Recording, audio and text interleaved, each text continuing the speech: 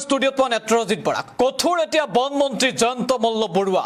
মন গ'লেই বন বিভাগৰ বিষয়ে নাপায় ট্ৰান্সফাৰ বন বিভাগৰ বিষয়াই ট্ৰান্সফাৰৰ বাবে এতিয়া আবেদন কৰিব লাগিব ফৰ্ম ফিল আপ কৰিহে ট্ৰান্সফাৰ ল'ব পাৰিব বন বিভাগৰ বিষয়াই এক প্ৰকাৰ কঠোৰ স্থিতিত মন্ত্ৰী জয়ন্ত মল্ল বৰুৱা বিগ আপডেট দৰ্শকসকলৰ বাবে জনাইছো গুৰুত্বপূৰ্ণ খবৰ এই মুহূৰ্তত ফৰ্ম ফিল আপ কৰি ট্ৰান্সফাৰ ল'ব লাগিব বন বিষয়াই একে ঠাইতে 3 বছৰ কাম কৰিব নোৱাৰিব কোনো বন বিষয়াই বিভিন্ন বিভাগলৈ ট্ৰান্সফাৰ হ'ব বন বিষয়া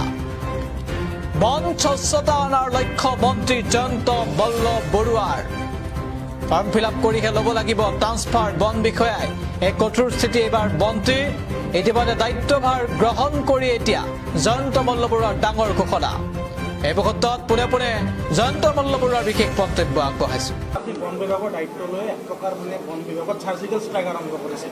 বন বিভাগত আমাৰ কথাটো হ'ল যে আমি অসমৰ ৰাইজক কেতিয়াও কৰ কাটালৰ বোজা দিব নোৱাৰোঁ বা দিয়া উচিত নহয় গতিকে আমাৰ দায়িত্ব হ'ল যে যিসমূহ বিভাগে আমাৰ ৰাজহ সংগ্ৰহ কৰে তাৰ ভিতৰত মোৰ হাতত যি 3টা বিভাগ আছে বিত্ত বিভাগ বা বন পৰিৱেশ আৰু বন বিভাগ আৰু খনিজ আৰু খনিজাত দ্ৰব্য বিভাগ এই গোটেইকেইটা বিভাগ হ'ল ৰাজহ সংগ্ৰহ কৰা বিভাগ গতিকে আমি কোনো ধৰণৰ ৰাইজক কৰ কাটালৰ বোজা নিদিয়াকৈ কেনেকৈ ৰাজহ বৃদ্ধি কৰিব পাৰোঁ বন বিভাগৰ ৰাজহৰ ক্ষেত্ৰত যথেষ্ট লিকেজ আছে বুলি আপোনালোকে যথেষ্ট বাতৰি পৰিৱেশন কৰি থাকে গতিকে আমাৰ দায়িত্বটো হ'ব যে কেনেকৈ এই লিকেজটো বন্ধ কৰিব পাৰোঁ 100% বনজ সম্পদৰ পৰা বনজ ব্যৱস্থাৰ পৰা আমি যাতে ৰাজহ পাব পাৰোঁ সেই ব্যৱস্থাটো কৰিবৰ কাৰণেতো কঠোৰ অলপ হ'বই লাগিব 3 বছৰৰ পিছত যাব লাগিব বুলি কৈছিলে এটো কেতিয়া মানে কাৰ্যকৰী হ'ব খুব কম দিনতে ইতিমধ্যে আমি এটা গুগল ফৰ্ম এখন দি দিছিলোঁ প্ৰায় 2,500তকৈ ওপৰৰ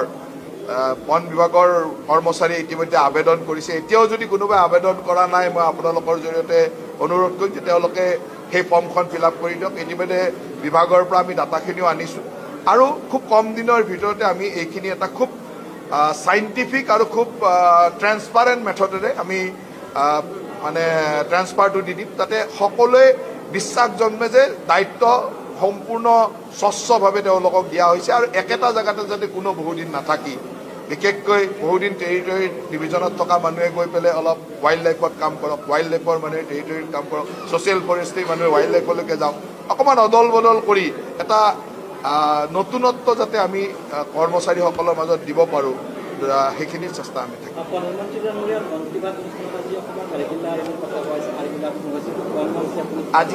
আজি খুব গুৰুত্বপূৰ্ণ কথা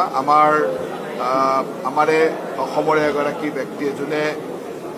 মানে হাড়গিলাৰ ওপৰত যথেষ্ট কাম কৰি আছে এতিয়া তেখেতৰ বিষয়ে বা তেখেতৰ গোটেই অভিযানটোৰ বিষয়ে পূৰ্ণিমা দেৱীৰ বঢ়িয়া অভিযানটোৰ বিষয়ে সুন্দৰভাৱে কৈছে আৰু আজি গোটেই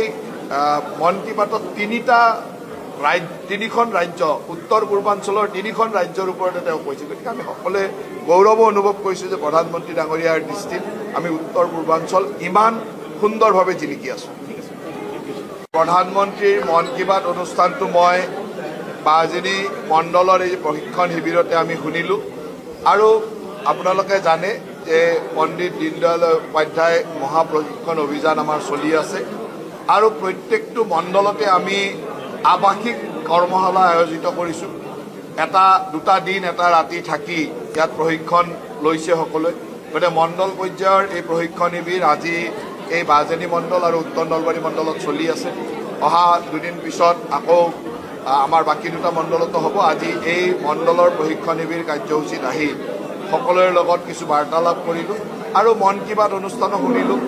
আমাৰ দলৰ সকলোৰে দায়িত্ব হ'ল যে আমি যাতে দলৰ আদৰ্শৰ কাৰণে কাম কৰিব পাৰোঁ আৰু সেই আদৰ্শগত কাম কৰিবৰ কাৰণে প্ৰশিক্ষণৰ অত্যন্ত প্ৰয়োজন সেই প্ৰশিক্ষণসমূহ বিভিন্ন বিষয়ৰ ওপৰত বিভিন্ন অভিজ্ঞ ব্যক্তিয়ে সত্ৰ লৈছে এই সত্ৰবিলাকে আমাক সকলোকে এটা অভিজ্ঞতা দিব আৰু আমি যিহেতু দলটোৱে এটা পৰিয়ালৰ দৰে কাম কৰোঁ গতিকে একেলগে 2টা দিন এটা ৰাতি একেলগে থাকি আমাৰ মাজত এটা আত্মীয়তা বৃদ্ধি হয় পৰিয়ালৰ দৰে আমি একেলগে কাম কৰিব পাৰোঁ আৰু আমাৰ দলীয় সতীৰ্থসকললৈকে এতিয়া আহ্বান এটাই যে আমি ইতিমধ্যে 10টা বছৰ ক্ষমতাত থাকি আকৌ 5টা বছৰৰ কাৰণে ৰাইজে ক্ষমতালৈকে দায়িত্ব দিছে গতিকে ৰাইজৰ আশীৰ্বাদ লৈ আমি যেতিয়া ৰাইজৰ কাম কৰিছোঁ গতিকে আমি যেহেতু 10 বছৰ ইতিমধ্যে ক্ষমতাত থাকিলোঁ এতিয়া আমাৰ আটাইতকৈ গুৰুত্বপূৰ্ণ কথাটো হ'ল যে আমি সাধাৰণ ৰাইজৰ ওচৰত অত্যন্ত বিনয়ী নম্ৰ হৈ আমি ৰাইজৰ কথা শুনিব লাগিব। ৰাইজে যাতে ক'তো আমাৰ দলীয় কৰ্মীসকলৰ মাজত অহংকাৰ অহমিকা দেখা নাপায়, সেয়া আমাৰ প্ৰতিজন দলীয় কৰ্মীৰ এতিয়া দায়িত্ব।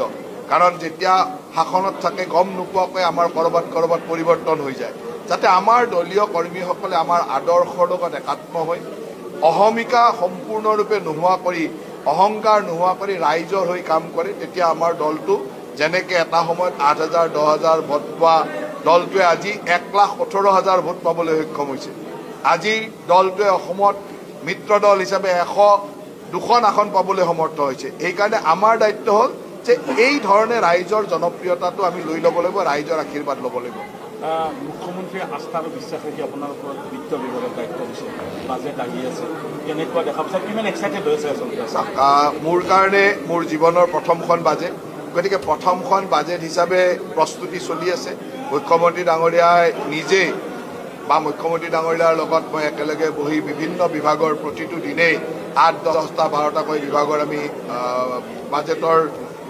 মানে বিভিন্ন দিশত আলোচনা কৰি আছোঁ আৰু অহা 10 তাৰিখে বাজেট দিম মই। গতিকে অহা 10 তাৰিখৰ বাজেটৰ কাৰণে প্ৰস্তুতি চলি থাকিব আৰু এইকেইটা দিন ব্যস্ততা যথেষ্ট বাঢ়িছে, কিন্তু মোৰ আশা আছে যে মুখ্যমন্ত্ৰী ডাঙৰীয়াৰ দিশ নিৰ্দেশনাৰে এখন সুন্দৰ বাজেট যাতে অসমৰ ৰাইজক দিব পাৰোঁ, তাৰ কাৰণে কাম কৰিম।